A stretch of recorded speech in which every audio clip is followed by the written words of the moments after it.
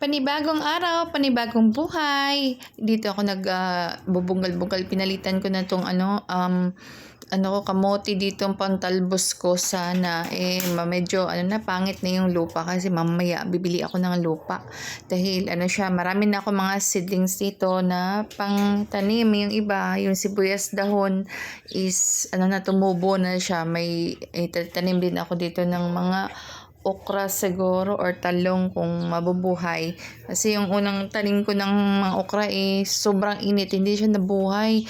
May cucumber din ako, hindi rin nabuhay. And maghanap ako ng yung nabuhay sa akin ngayon isang yung bagong tanim ko na punla is yung dahon. Yung gusto ko yun talaga yung dahon. Hindi yung bububungan na sibuyas, dahon lang siya.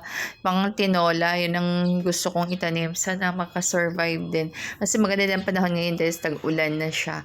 Ayun, magbubunggal-bunggal. Hindi na maganda ang lupa kaya tinanggal ko na itong kamote ko dito sa kabila sa harap. Marami naman siya. Kumusta po? Mag-garden-garden tayo para makatipid-tipid ng mga sobrang mahal ng mga bilihin ngayon. Ayun lang. Good morning. Have a nice day, everyone.